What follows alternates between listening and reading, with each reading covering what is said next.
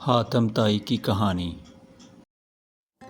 قبیلہ بنی طے کے سردار حاتم طائی کے بارے میں یوں رقم ہے کہ ایک بادشاہ نے حاتم طائی کی اتنی شہرت سنی کہ بادشاہ نے محسوس کیا کہ اس کی شہرت، اس کا نام اور اس کی عزت حاتم طائی سے کم ہے۔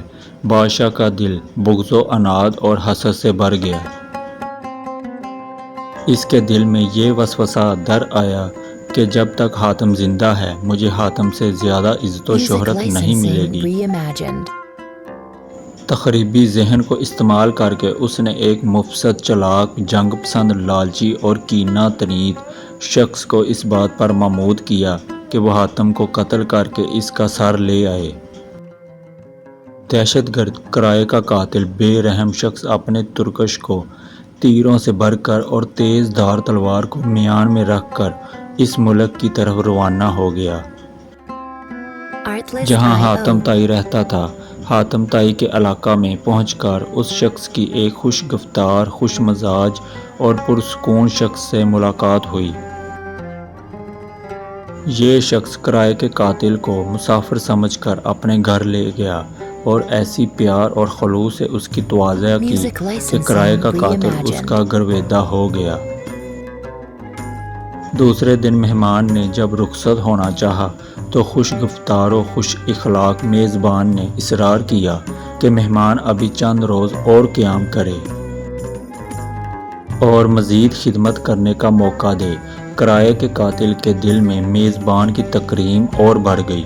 اس نے کہا کہ مجھے ایک ضروری کام درپیش ہے، اس لیے میں زیادہ دن نہیں ٹھہر سکتا۔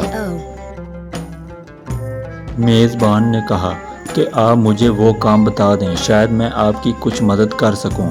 کرائے کے قاتل نے رازداری سے کہا کہ بادشاہ نے مجھے حاتم طائی کو قتل کرنے کا حکم دیا ہے۔ اس کے سر پر بڑا انعام مقرر کر دیا ہے۔ اگر آپ حاتم طائی کو جانتے ہیں تو مجھے اس کا پتہ بتا دیں۔ یہ سن کر میزبان مسکرایا اور خندہ پیشانی کے ساتھ جھک کر کہا، میں حاتم طائی ہوں، آپ اپنا کام شوق سے پورا کر سکتے ہیں، کیونکہ اگر یہ کام اسی وقت نہ ہوا تو لوگ مزاحمت کریں گے اور آپ انعام سے محروم رہ جائیں گے۔ حاتم کی یہ بات سن کر کرائے کا قاتل دہشت گرد اپنے میزبان کے پیروں میں گر گیا۔ اس نے اپنی تلوار اور تیروں سے بھرا ہوا ترکش پھینک دیا